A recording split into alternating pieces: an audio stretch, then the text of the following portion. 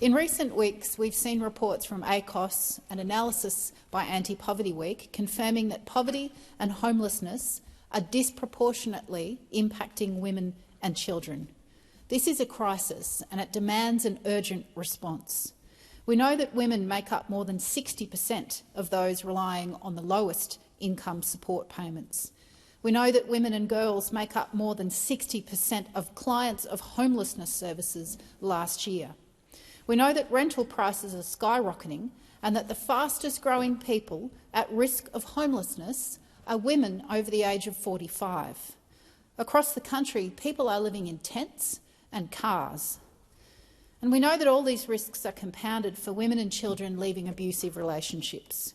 Women are given an impossible choice: stay in an unsafe home or leave and put themselves and their kids at the mercy of a system of inadequate support, stretched DV services, housing shortages and punitive income tests. I spoke last week in support of a bill to help close the gender pay gap in workplaces. And as I said at the time, that is critical, but it's only one piece of the puzzle. We cannot address economic inequality without looking beyond work and reviewing our approach to income support, to housing and to unpaid care work. The job seeker rate is too low. Austudy is too low. Pension rates are too low. Parenting payments are too low. In a wealthy country, there is absolutely no excuse for keeping income support below the poverty line, and there is certainly no excuse for keeping the most vulnerable in poverty while offering tax cuts to the wealthiest Australians. At a forum last week, we heard from single mums struggling to make ends meet. Brave mums Jacinta, Aradia and Angela talked about how their already strained budget was stretched to breaking point once their youngest child turns 8. At a time when it's getting more expensive to feed kids, to meet their public school fees, to pay for sports, to pay for braces and basic health care, that's when single mums are getting punted from parenting payment single onto the even lower job seeker rate, losing around $200 a fortnight. This could mean missing a rental or a mortgage payment. For Angela, it meant possibly losing her home and genuine fear that she would not be able to keep a roof over her kids' heads. It could mean putting off their own doctor's appointment to make sure the kids can eat.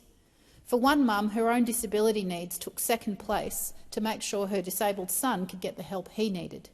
It could mean putting further study on hold because they need to take on extra shifts to make ends meet. For Jacinta, further study would have helped her get higher paid work, but she had to defer completing the course for years after the drop in income support made it impossible to continue. I was encouraged to hear Sam Mostyn say that the Women's Economic Equality Task Force has advised the government to focus on the needs of women in the most precarious situations. They should start by reversing the terrible decision of the Gillard government to cut off parenting payments single when kids turn 8.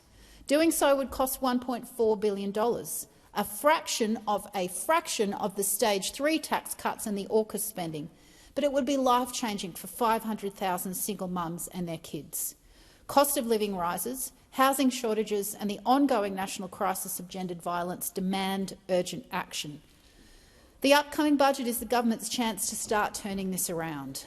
Raise the rate, restore parenting payments single, invest in housing, fully fund frontline domestic violence services, scrap the Stage 3 tax cuts and the billions for submarines and fund the things that will actually help the people who need it.